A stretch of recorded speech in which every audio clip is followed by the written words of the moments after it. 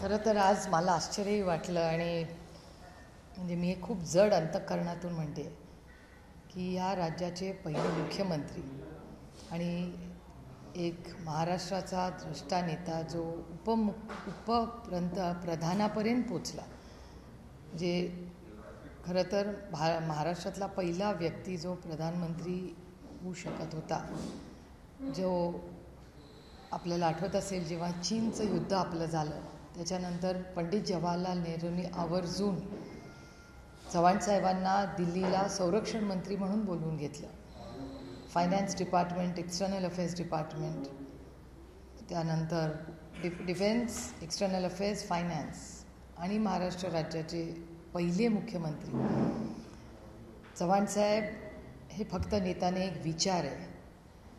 सत्तेचं विकेंद्रीकरण कधीही होऊ नये, सत्ता ही शेवटच्या माणसापर्यंत पोचली पाहिजे म्हणून जिल्हा परिषद पंचायतीचा विचार पुढे नेण्याचं काम आणि सुरुवात खरं तर ही चव्हाणसाहेबांच्या काळात झाली. MIDCs महाराष्ट्रात चव्हाणसाहेबांच्याच वेळी त्या कामाची सुरुवात झाली. त्यामुळे आज महाराष्ट्र जो उभा आहे तो फक्त आणि फक्त कैलासवासी यशवंतराव चव्हाणांच्या विचारधारेवर आणि त्यांनी दाखवलेली जी दिशा होती त्याच्यावर गेली अनेक वर्ष काँग्रेस, राष्ट्रवादी काँग्रेस, सगळेच पक्ष हे त्यांचा नेहमीच मानसन्मान करत होते. मला आश्चर्य वाटते की महाराष्ट्राची आजचं सरकार त्यांच्या वतीने कोणीही आज कराडला त्यांना अभिवादन करायला, श्रद्धांजली अर्पण करायला कोणी उपस्थित नव्हतं. हे खूप दुर्दैवी आहे आणि मी जड अंतःकरणाने म्हणते की मी ह्या बाबतीत आदरणीय महाराष्ट्राचे माननीय मुख्यमंत्र्यांना पत्र लिहिलं आहे. कारण शेवटी चव्हाणसाहेब असतील किंवा महाराष्ट्राचे ते मुख्यमंत्री राहिलेत, ह्या राज्याने देशाचे मोठे नेते, त्यांच्या बाबतीत एवढी उदासीन भूमिका ही कुठल्याच राज्याला शोभत नाही आणि ह्याच्यात सुधारणा ही महाराष्ट्र सरकारने आणलीच पाहिजे. आणि माझी आग्रहाची भूमिका राहील म्हणून मी हे पत्र आज माननीय मुख्यमंत्र्यांना केलेलं आहे की प्रोटोकॉलप्रमाणे चव्हाणसाहेबांचा 12 मार्च आणि 25 नोव्हेंबर ह्या दोन्ही दिवस त्यांचा मान सन्मान केलाच पाहिजे. आणि सगळीच राज्य करतात, देशात करतो. म्हणजे महाराष्ट्रामध्ये फक्त फोटो लावणे, मतं मागणे, त्याच्यापुढे ह्या गोष्टी, काही गोष्टी मतांच्या आणि राजकारणाच्या पुढे जाऊन करायच्या असतात. आणि मी पुन्हा म्हणते की चव्हाणसाहेब हे कुठल्या एका पक्षाचे नेते नाहीत, ते महाराष्ट्राचे आणि देशाचे नेते. त्यामुळे आज जी घटना झाली आहे ही अतिशय दुर्दैवी आहे आणि माझा विश्वास आहे की ह्याच्यामध्ये पत्र लिहिल्यानंतर मी माननीय मुख्यमंत्री ह्याच्यात सुधारणा 12 मार्चला नक्की करतील ही माझी अपेक्षा आहे. कारण का मला ह्याच्यात राजकारण करायचं नाही, कारण का आमच्यासाठी हा आस्थेचा विषय आहे.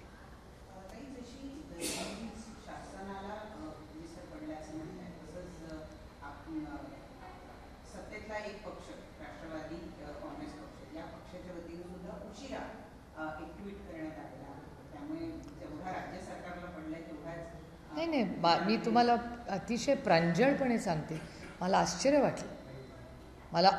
वाटलं की कधी काळी हे बघा, राष्ट्रवादी काँग्रेस पक्षाचे 2 तुकडे पाडले गेले.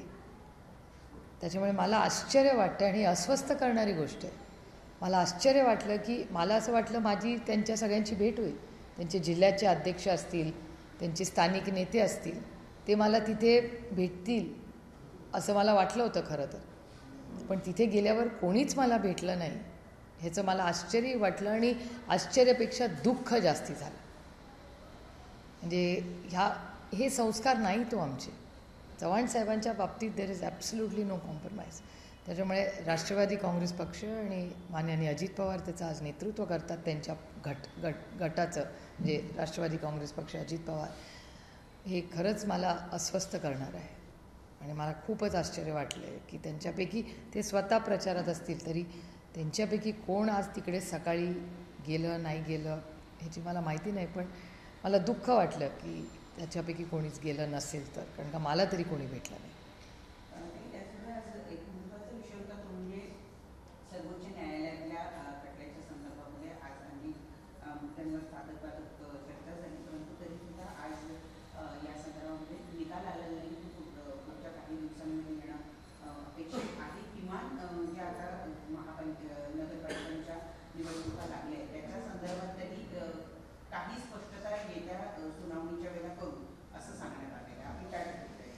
मला असं वाटतं इलेक्शन फार वर्षांपासूनच म्हणजे होणं गरजेचं होतं. हा उशीर का होतोय हे खरं आम्हाला कुणालाच समजत नाही, कारण का सरकारने त्यांची भूमिका ही स्पष्टपणे मांडली पाहिजे. कारण का हे इलेक्शन कार्यकर्त्यांचं आहे आणि इलेक्शन कमिशनकडून खरं तर म्हणजे माझा तर अपेक्षा भंगच झाला आहे, केंद्रातला असू दे किंवा राज्यातला असू दे.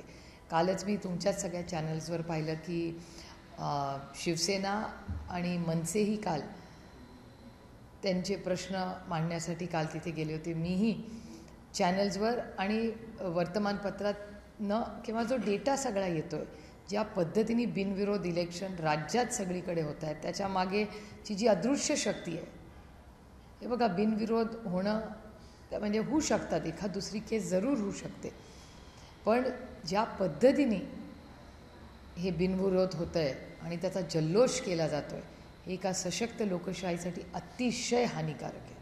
आणि जर या राज्यात आणि देशात लोकशाही टिकवायची असेल तर ज्या प्रकारे हे बिनविरोध इलेक्शन झालेले आहेत, हे आपल्या देशाला किंवा आपल्या संविधानाच्या विरोधात आहेत. म्हणून मीही काल एक पत्र लिहिलेलं आहे इलेक्शन कमिशनला, आणि जर इलेक्शन कमिशनकडून ॲक्शन काही घेतली नाही तर हे मी दिल्लीच्या पातळीवरही विनंती करीन. खरं तर माझा अनुभव फारसा त्यांच्या बाबतीत अपेक्षित का झाला नाही, कारण सत्यमेव जयते, शेवटी सत्याचाच विजय होतो. पण justice delayed is justice denied. अनेक वर्ष आम्हीही इलेक्शन कमिशनमध्ये जो न्याय मागत होतो तो आम्हाला मिळाला नाही, म्हणून दुर्दैवाने आम्हाला सुप्रीम कोर्टात जावं लागलं. पण साधारणपणे इलेक्शन कमिशनची जी भूमिका राहिली आहे, आपल्याला आठवत असेल प्रलोभन देण्याच्या बाबतीत अरविंद केजरीवालांवर केवढी मोठी ॲक्शन घेण्यात आली होती. अनेक तुम्हाला अशी उदाहरणं दाखवत. आज तुमचेच चॅनल म्हणजे ह्या सगळ्या बातम्या आम्हाला गाववाडी वस्तीवर काय चाललं आहे हे तुमच्या उत्तम आणि पारदर्शक रिपोर्टिंगमुळे दिसलं. आणि तुमच्या या सगळ्या रिपोर्टिंगमध्ये ज्या पद्धतीने भाषणं केली जात आहेत आणि त्याच्यावर इलेक्शन कमिशनकडून काहीच रिॲक्शन नाही आहे. म्हणजे ह्या लोकशाही या राज्यात आणि देशात आहे का नाही आहे असा प्रश्न समाजात अनेक लोक मला विचारतात. त्याच्यामुळे हे एक अतिशय चिंताजनक आहे.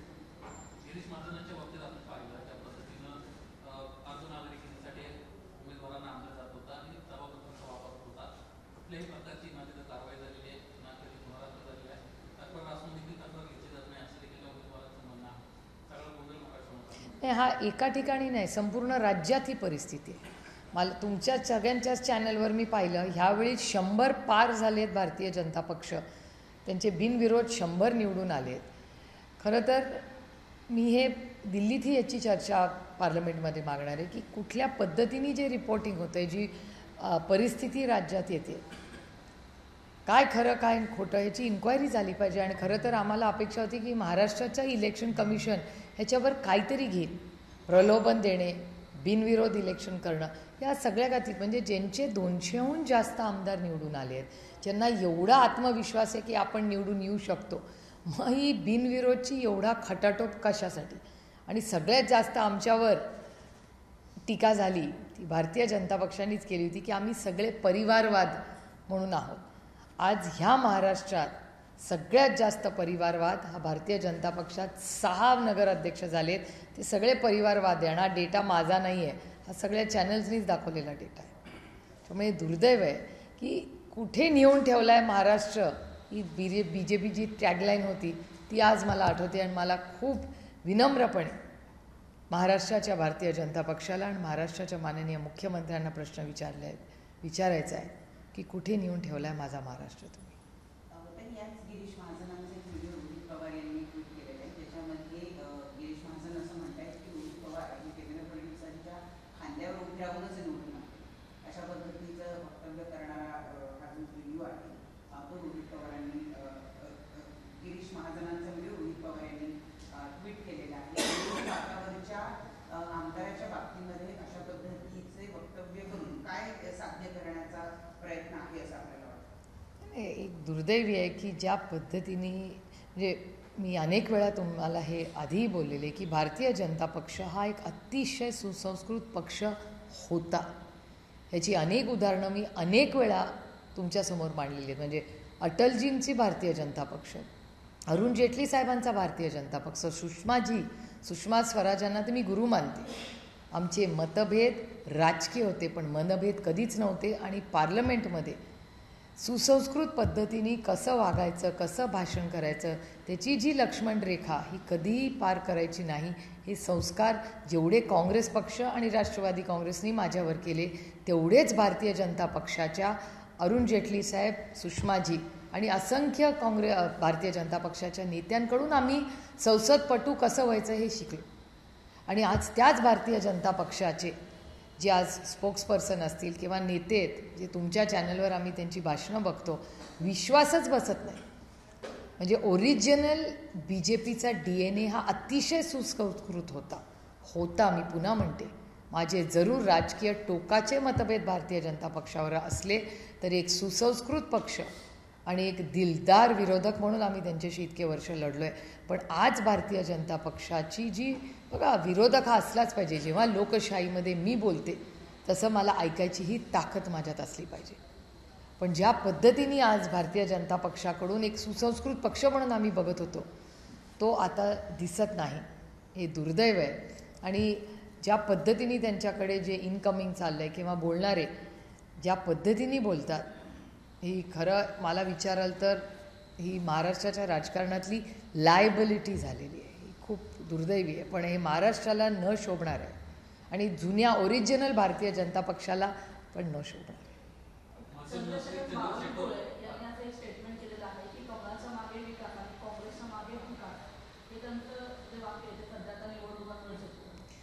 टॅगलाईन केलं आहे, यही समय है सही समय. मी आता तो रोज वापरते. कारण का भारतीय जनता पक्ष म्हणायचे यही समय है सही समय. ते काय म्हणतात, कर्जमाफी कधी करणार, योग्य ती वेळ. आता ही योग्य वेळ नाही तर कधी, तो यही समय है सही समय. त्यामुळे त्यांच्या सगळ्या ज्या टॅगलाईन्स प्रत्येक इलेक्शनमध्ये येत असतात, ते फार मनावर घ्यायचं नसतं.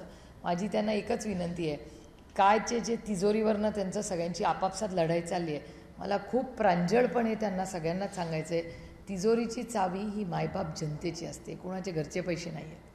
हे आपण सगळे, तुम्ही, तुमचा कॅमेरामॅन, सगळे तुम्ही सगळे महाराष्ट्रातले आणि भारतातले लोक टॅक्स भरता, त्याच्यातून हा निधी येतो. हा कोणाच्या घरचा निधी नाही आहे.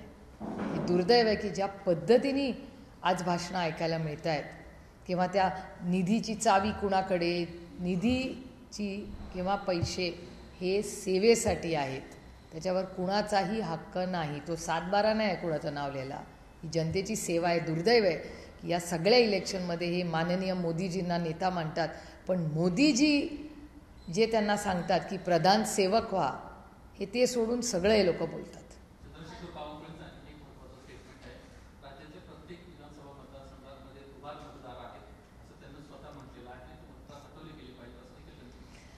ज्या गोष्टी आम्हीच बोलत होतो तेच आज भारतीय जनता पक्ष बोलते. म्हणजे मला गंमत वाटते की त्या काळामध्ये जेव्हा आम्ही बोलत होतो तेव्हा आमची चेष्टा आणि काय काय आम्ही ऐकलं तेव्हा ते आम्हाला हलकेमध्ये घ्यायचे. अरे हे लोक काही आरोप प्रत्यारोप करतात. जे प्रत्येक जो आरोप आम्ही केला त्यांच्यावर, तोच आरोप आज भारतीय जनता पक्ष आणि त्यांचे मित्रपक्ष एकावर करतात. We stand vindicated. हेच तर आम्ही पहिल्या दिवसापासून म्हणतो.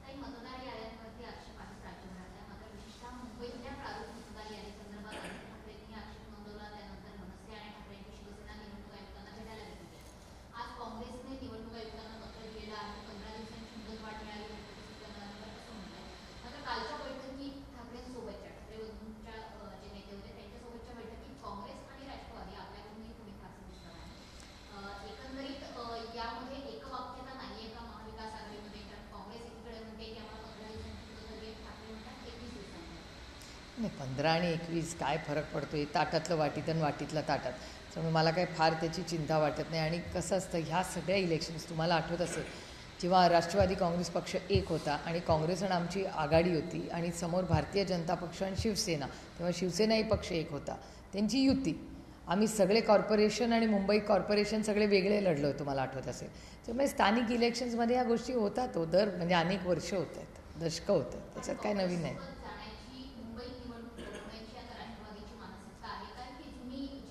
नाही, मला असं वाटतं की आम्ही पुढच्या काही दिवसात, एक तर इलेक्शन कधी होणार हाच पहिला प्रश्न आहे. म्हणजे मुंबई कॉर्पोरेशन, पुणा कॉर्पोरेशन, सगळ्या कॉर्पोरेशनच्या इलेक्शन्स कधी होणार हा पहिला मुद्दा. जिल्हा परिषद कधी होणार ह्याच्यातच अजून काही स्पष्टता नाही आहे. त्यामुळे त्या सगळ्या पुढच्या काही दिवसामध्ये पूर्णपणे चित्र स्पष्ट होईल. काही महाराष्ट्रामध्ये अजून एक दुर्दैवी घटना घडली. तुम्हाला मुंबईमध्ये एका पीएच्या बायकोने आत्महत्या केली. आपण पाहतो की म्हणजे मागे काही महिन्यांमध्ये देखील अनेक महिलांनी आत्महत्या केली आहे. तर हे जे प्रकार ते वाढत आहेत. मात्र एका पीएच्याच बायकोने आत्महत्या केली. आपल्या पतीवर सुद्धा संशय होता. तर कसं पाहता येईल? ही घटना अतिशय दुर्दैवी आहे आणि कुठल्याही सत्तेचा गैरवापर कोणीही करू नये. मला वाटतं त्यांना अटक झाली आहे असं वर्तमानपत्रात आज सकाळी आलेलं आहे. त्यामुळे ती इन्क्वायरी अतिशय पारदर्शकपणे व्हावी एवढीच आमची अपेक्षा आहे. आणि महाराष्ट्रात महिलांवरचे जे अत्याचार आहेत हे वाढत आहेत हा भारत सरकार आणि केंद्र सरकारचा डेटाच सांगतो. त्याच्यामुळे महाराष्ट्र सरकारनी आणि होम मिनिस्ट्रीने या गोष्टीत जातीने लक्ष घातलं पाहिजे की महिलांवरचे अत्याचार आणि अन्याय राज्यात का वाढत आहे. ज्या राज्यामध्ये महिलांना समान अधिकार किंवा आरक्षण राजकीय आणि निर्णय प्रक्रियेत देणारं हे पहिलं राज्य आहे. त्या राज्यामध्ये आज महिला असुरक्षित आहेत का असं एक भावना आज महिलांमध्ये अस्वस्थ करणारी सगळीकडेच आपल्याला दिसते. शक्ती कायदा खरं तर जो तुम्ही वारंवार उल्लेख अजूनही आला नाहीये तो कधीपर्यंत अनेक महिला खरं याची वाट बघतायत. तो कायदा इथून महाविकास आघाडीच्या काळामध्ये माननीय उद्धव ठाकरे साहेबांच्या नेतृत्वात तिन्ही पक्ष जेव्हा होते महाविकास आघाडीचे एकत्र तेव्हा तो शक्ती कायदा केला होता आणि तो केंद्र सरकारकडे पाठवलाही होता. आज तर डबल इंजिन सरकार आहे. इथेही त्यांचं सरकार आहे तिथेही त्यांचं सरकार आहे. कोण आहे त्यांना थांबवायला. एवढं मोठं मॅन्डेट त्यांना इथे राज्यात मिळालं. केंद्रातही क्लिअर मॅन्डेट आहे आणि शक्ती कायद्याच्या बाबतीत आमची केंद्रात सहकार्याची भूमिकाच राहील. काँग्रेसची राहील आणि आमचीही राहील. त्यामुळे का ते करत नाही आहेत हा एक मोठा प्रश्नच आहे.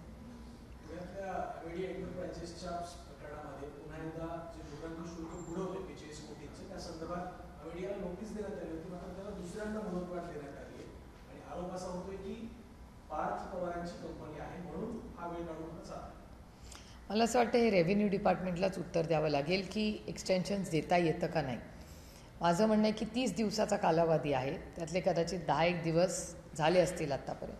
तो सगळा रिपोर्ट 30 दिवसात येईल. त्याच्यामुळे मला असं वाटतं 30 दिवसासाठी आपण वाट बघावी. कारण जे काही रिपोर्ट येईल त्याच्यातूनच नक्की आपल्याला कळेल की काय झालं आहे आणि काय नाही झालं आहे. आणि रेव्हेन्यू डिपार्टमेंटच आपल्याला सांगू शकेल की असं एक्सटेन्शन देता येतं का नाही. त्याच्यामुळे माझ्यापेक्षा मला असं वाटतं हे कोणीतरी जबाबदार व्यक्तींनी आणि सरकारने याचं उत्तर दिलं पाहिजे. आम्ही तर विरोधातच आहोत. आम्ही न्याय मागणारच. पण सरकारने या सगळ्या प्रश्नांची पारदर्शकपणे उत्तरं दिली पाहिजे. मला असं वाटतं मुख्यमंत्र्यांनी स्वतः सांगितलं मी 30 दिवसात उत्तर देणार आहे आणि रिपोर्ट येणार आहे. बघूया 30 दिवस पूर्ण तर उद्या.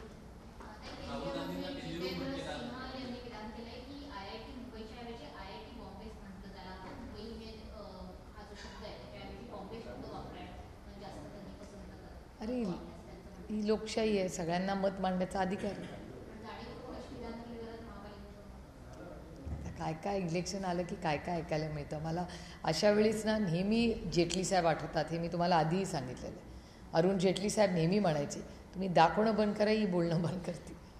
पण तसं काही होत नाही. कारण का आता फक्त मीडिया नसतो. आता सगळ्यांचे कॅमेरे असतात, यूट्यूब चॅनल्स असतात, खूप गोष्टी असतात. त्याच्यामुळे मला असं वाटतं हे फोकस कमी करण्यासाठी ह्या सगळे जे विषय ज्याची चर्चा एरवी ऑफ कॅमेरा होऊ शकते त्या होऊ शकतात. त्या सूचना आहेत. मी नेहमीच करते. याचं उत्तर तुम्हाला त्यांच्या अध्यक्षांना विचारावं लागेल. कारण भारतीय जनता पक्ष मी तुम्हाला पुन्हा सांगते की मी त्यांचा परफॉर्मन्स ऑपोजिशनमध्ये फार जवळून पाहिलेलं आहे. अतिशय सुसंस्कृत लिडरशिप अतिशय. पण ती पूर्ण 360 डिग्री त्यांच्यात काय बदल झाला आणि का झाला हेच मला कळत नाही. आणि हे दुर्दैव आहे की त्याच्यामुळे राज्याची आणि देशाची म्हणजे महाराष्ट्र राज्याची राजकारणाची जी परिस्थिती होती ती खूप बदललेली आहे. म्हणजे मी तुम्हाला उदाहरण देते. काशीनाथ भाऊंचा प्रवेश भारतीय जनता पक्षाने घेतला. माझं म्हणणं ठाम आहे. मी माझ्या मताशी ठाम आहे. कालही माझं म्हणणं आहे ते गुन्हेगार नव्हते. आजही आणि उद्याही त्या मतावरच मी राहीन. पण ह्यांनी प्रवेश घेतला. तुम्ही चॅनल्सवरती न्यूज ब्रेक केली. मग तो स्टॉप केला प्रवेश. आता काय परिस्थिती आहे लेटेस्ट मला माहिती नाही.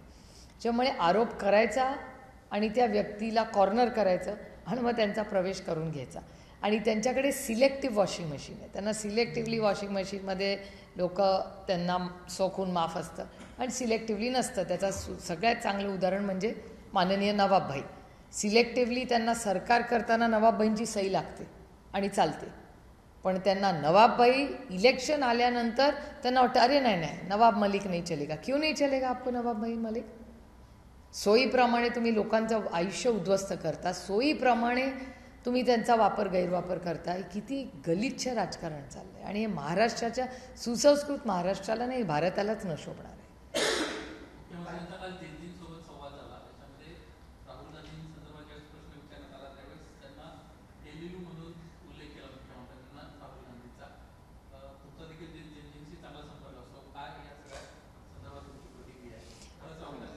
एक तर नुसता राहुल गांधींचा विषय नाही. राहुल गांधी या देशाचे लीडर ऑफ ऑपोजिशन आहेत, LOP आहेत. आणि मलाही आश्चर्य वाटलं ते स्टेटमेंट ऐकल्यावर, कारण का साधारणपणे देवेंद्रजी खूप जपून बोलतात. म्हणजे देवेंद्रजींकडून कधी अशी म्हणजे फार मोजून मापून देवेंद्रजी बोलतात. त्याच्यामुळे मलाही आश्चर्य वाटलं खरं काय, कारण का हा एकट्या राहुल गांधींचा विषय नाही आहे, हा ते LOP आहेत ह्या देशाचे. त्याच्यामुळे थोडंसं मला दुःख झालं, कारण का माझ्या देवेंद्रजींकडून खूप अपेक्षा आहेत आणि देवेंद्रजी या राज्याचे मुख्यमंत्री असताना ते ह्या सगळ्याची कधी ना कधी, जरी आम्ही विरोधात असले आणि ते सत्तेत असले तरी आम्ही सगळ्यांनीच मिळून राज्यासाठी कधी ना कधी आमचे राजकीय मतभेद बाजूला ठेवून आपल्या संस्कृतीसाठी काही गोष्टी एकत्र केल्या पाहिजेत. आणि त्याच्यामुळे माझी त्यांच्याकडून अपेक्षा आहे की तो हा सगळा जो संवाद झाला आहे महाराष्ट्रामध्ये त्याच्यात कुठेतरी सुसंस्कृतपणा ते पुन्हा आणतील, कारण का ते ओरिजिनल भारतीय जनता पक्षवाले. त्यामुळे त्यांच्यावर अरुणजींचे सुषमाजींचे संस्कार जसे माझ्यावर झाले तसे त्यांच्यावरही झालेले आहेत. त्याच्यामुळे अजून तरी माझा त्यांच्याकडून अपेक्षा आहेत. आता ज्या निवडणुका सुरू आहेत त्या निवडणुकांमध्ये भाजप शिवसेना, शिंदेची शिवसेना यांच्यामध्ये अंतर्गत वाद वाढताना दिसतात. भाजपनं शिवसेनेचा एक नगराध्यक्षाचा उमेदवारच पळवून स्वतःकडे त्याचा पक्षप्रवेश करून घेतला. तुम्हाला सांगू, या इलेक्शनमध्ये मला असं वाटतं आपण सगळे शांत बसूया काही दिवस, कारण का कळतच नाही कोण कुठल्या पक्षात आहे, कोण कुणाची आघाडी करते, काय सुधरेन असंच झालं आहे. त्याच्यामुळे मला असं वाटतं let's wait for the dust to settle. म्हणजे म्हणजे एवढी परिस्थिती राज्याच्या राजकारणात मी आजपर्यंत कधीच नाही पाहिलेली. म्हणजे त्याच्यात वैचारिक भूमिका ही राहिलीच नाही का, असा एक प्रश्न माझ्यासारख्या कार्यकर्त्यांच्या मनात येतो. झालं मराठी? सुप्रीम कोर्टामध्ये आज पुण्याला आरक्षणाच्या याचिकेसंदर्भात सुनावणी झाली, स्थानिक स्वराज्य संस्थांच्या संदर्भात. पुण्याला शुक्रवारची तारीख आली आहे, कदाचित शक्यता अशी की कुठे ढकलली, काय होऊ शकतं?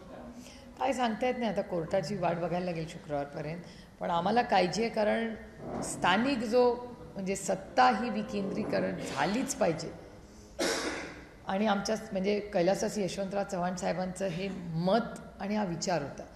आणि त्याच्यामुळे गेले काही वर्ष जो सर्वसामान्य माणसांच्या रोज सुखदुःखात असतो, मग तो तुमचा नगरसेवक असेल, जिल्हा परिषद मेंबर असेल, या सगळ्यांचे जो तुमच्याबरोबर असतो ते सगळे गेले 3-4 वर्ष झाले ते सगळं काम ठप्प आहे आणि प्रशासनच ते सगळं चालवतं आहे. एक म्युन्सिपल कमिशनर सगळ्या नगरसेवकांचं काम नाही करू शकत. तो थोडी रोज सगळ्यांच्या तो प्रशासक आहे, त्याचं कामही नाही ते. त्यामुळे हे सगळी जी सिस्टम आहे, जी यंत्रणा आहे, ही खरं मोडूनच पडली. आता त्याला ठीक करण्याची गरज आहे आणि इलेक्शन लवकरात लवकर घ्यावं. पण महाराष्ट्र सरकार पारदर्शकपणे त्यांचा काय स्टँड आहे तो का मांडत नाही आणि सरकार कमी पडतं आहे का, असा एक दबदबा किंवा एक दबक्या बाजू सगळ्या आवाजात आज सगळीकडे ही चर्चा राज्यात ऐकायला येते. वेस्ट बंगाल और तमिलनाडु में आने वाले इलेक्शन से पहले SIR की जो प्रोसेस है वो इंटेंसिफाई हो रही है. वैसे ही वेस्ट बंगाल में आज वहाँ की chief minister Mamata Banerjee protest hold कर रही है. उनका कहना है कि इलेक्शन से पहले कहीं ना कहीं सांप्रदायिकता या कम्युनलिज्म बढ़ाने का ये और तरीका है. नहीं हो सकता है. दीदी ये बहुत संवेदनशील नेता रही है और आज वेस्ट बंगाल में जो भी विकास हुआ है वो दीदी के नेतृत्व में ही हुआ है. और ये SIR हो ना हो और जिस तरह से आज महाराष्ट्र में आप देख रहे हैं, भारतीय जनता पार्टी जो सत्ता में है, अब विपक्ष वाले हम जब कह रहे थे कि डबल वोटिंग हो रहा है, किसी के नाम 10-10 बार है, तब बीजेपी मान नहीं रही थी। लेकिन आज बीजेपी ही जो सत्ता पक्ष में है, जो आरोप विपक्ष कर रहा था वही आरोप आज भारतीय जनता पक्ष जो सत्ता में वो कर रही है। तो वी स्टैंड विंडिकेटेड नो, जो हम कह रहे हैं वही आज बीजेपी कहे जा रही है। तो बहुत दुख की बात है कि इलेक्शन कमीशन का मजाक बना के रखा है जो आज सत्ता में लोग हैं उन्होंने। बहुत दुख की बात है। राम मंदिर का ध्वजारोहण आज हुआ है और तमाम प्रधानमंत्री से लेकर सब लोग वहाँ पर थे। प्रधानमंत्री ने कांग्रेस का नाम नहीं लिया है, लेकिन जरूर कहा है कि कुछ लोगों ने अपने फायदे के लिए राम को काल्पनिक बताया। ठीक है, देखो, एक सशक्त लोकतंत्र में हर एक को बोलने का अधिकार है, जो संविधान ने आपको भी दिया है, मुझे भी दिया है और सबको दिया है। मेरे ख्याल से उनको जो ठीक लगा उन्होंने कहा। और अभी जो एनडीए के पक्ष के लोग हैं वो कह रहे हैं कि कांग्रेस को क्या इंडिया ब्लॉक के लोगों को सवाल उठ रहे हैं कि जो जब मंदिर का निर्माण पूरा नहीं हुआ था, उसका जब उद्घाटन किया गया था तब ये सवाल उठाया गया, अब मंदिर पूरा हुआ है, कम से कम अब तो अयोध्या जाएंगे, इस तरह से सवाल उठाए। देखिए, ये श्रद्धा की और आस्था की चीज़ होती है। ये पार्टी का सवाल, किसी भी पार्टी का सवाल नहीं है, श्रद्धा का सवाल होता है। तो मेरे ख्याल से जिसको जहाँ उसकी आस्था है, जिसका विश्वास है, जिसका प्यार है, जिसका आदर है, वो वहाँ जाते ही है। महाराष्ट्र में हम देख रहे हैं कि पिछले कुछ दिनों में राज्यकर्ता, चाहे वो डेप्यूटी चीफ मिनिस्टर हो, अदर इम्पोर्टेंट मिनिस्टर्स हो, कहीं ना कहीं डायरेक्टली इनडायरेक्टली फंड्स कैसे उनके हाथ में है और उस तरीके से इलेक्टोरेट को इन्फ्लुएंस करने की बातें करें। पहले अजित पवार जी का एग्जाम्पल था, बाद में हसन मुश्रिफ जी बोले, और आज सुबह जब अमरावती में चीफ मिनिस्टर बात करें तो उन्होंने भी ये कहा कि जैसे अगर अच्छी सरकार नहीं होगी ग्राउंड पे तो ट्रांसपेरेंसी नहीं आएगी फंड्स देने में, तो स्टेट गवर्नमेंट को अगर फंड्स देने फिर भी वो उस तरीके से फंड्स नहीं दे पाएंगे। तो क्या ये कहीं ना कहीं इलेक्टोरेट को फाइनेंशियल फंड्स के बेसिस पे स्वे करने का, ये बहुत दुख की बात है कि एक सशक्त लोकतंत्र में जिस तरह से इलेक्शन कमीशन ने इंटरवेंशन करना चाहिए वो हो नहीं रहा है। और मेरे ख्याल से इलेक्शन में जो भी इलेक्शंस के नियम कायदे हैं उसी चौखट में हम सब ने भाषण करने चाहिए।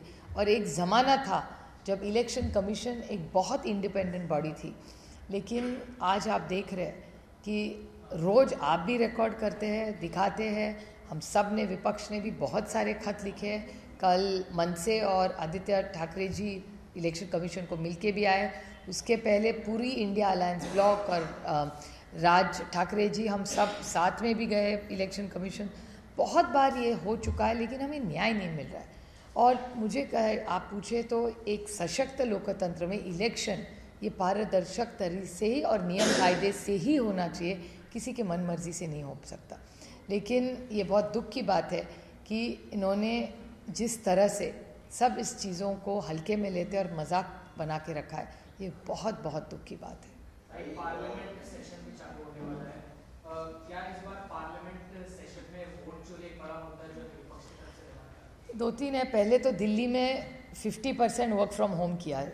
आज वोल्केनो के भी जो एशेज़ है वो दिल्ली पे आ रहे, ऐसे बहुत एक दिल्ली में क्राइसिस है ऐसे लग रहा है, सुनने में आ रहा है। मैं तो कल जा रही हूँ, मेरा IBC का भी मीटिंग है और होम कमेटी की भी मीटिंग है, सो मैं तो दिल्ली जा रही हूँ। लेकिन जो सुनने में या टीवी पे और पेपर्स में आ रहा है कि दिल्ली शहर में पोल्यूशन की बहुत बड़ी दिक्कत आज हो रही है, 50% वर्क फ्रॉम होम चल रहा है।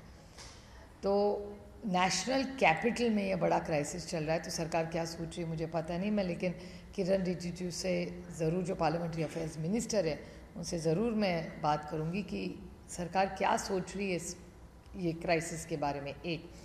और दूसरी, ये सब जो हो रहा है इस पे भी पहले चर्चा होनी चाहिए कि दिल्ली इस देश का कैपिटल है, ये राजधानी है, और राजधानी में इतना पोल्यूशन और क्राइसिस अगर हो तो यहाँ लोग आएंगे कैसे?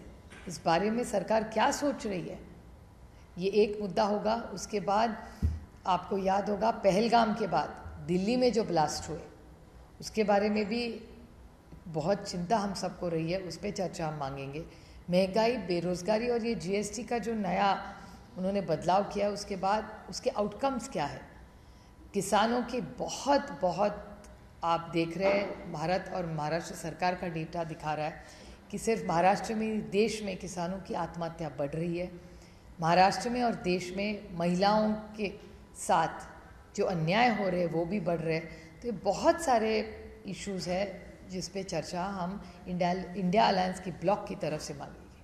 भाई महाराष्ट्र में किसान परेशान खासतौर पर शिरूर, पुणे, चिंचवड इलाके में या फिर अहिल्यानगर या विदर्भ में या मुंबई में देखे गए। केंदुआ हर जगह मतलब घूमने लगे हैं और किसान जाने से डर रहे हैं, गले में पट्टे लगा रहे हैं। ये कितना बड़ा क्राइसिस है और सरकार पिछली बार कैबिनेट की मीटिंग हुई थी, अब सरकार इसको राज्य आपदा घोषित करने की प्रस्ताव ला रही है। इस सरकार को क्या करना चाहिए? किसान जिस तरह से परेशान है उसको नहीं, मेरे ख्याल से इस पे हम सब ने साथ में मिलके कोशिश करनी चाहिए। मेरी गणेश नायक जी से भी मेरी उनके साथ 2 बार मेरी मीटिंग्स भी हुई, बात भी लगातार हो रही है। शिरूर के हमारे जो सांसद है वहाँ से एक्चुअली ये शुरुआत हुई और उन्होंने भूपेंद्र यादव जी को भी कांटेक्ट किया हुआ है और वो केंद्र के मंत्री है। तो उन सब की मदद से ये जो क्राइसिस महाराष्ट्र में हो रहा है उसके लिए हम सबको मिलके काम करना पड़ेगा।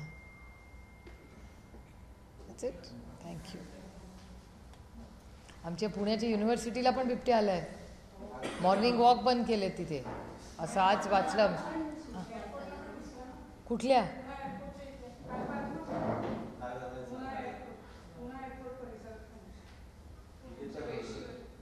एअरपोर्टच्या?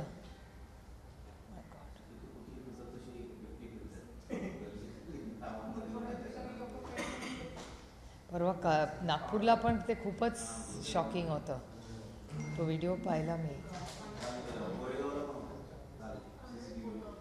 नाही, गोरेगावला कसं संजय गांधी नॅशनल पार्क आहे ना, त्याच्यामुळे खूप वेळा स्पॉटिंग होतं तिथे, कारण का ती कॉर्नरच आहे ना, म्हणजे तुम्ही तिथे जंगलातच शिरला आहे, म्हणजे ती शेवटची बिल्डिंग आणि नॅशनल पार्कचं झाड हे एक म्हणजे कंपाऊंड पण नाही आहे काही ठिकाणी, अशी परिस्थिती आहे तिथे। तर तिथे खूप वेळा स्पॉटिंग झाले, पण आता म्हणजे पुन्हा युनिव्हर्सिटीमध्ये बिबट्या स्पॉट होतोय, वॉकिंग बंद केलंय सकाळी। एबीपी माझा, उघडा डोळे बघा नीट।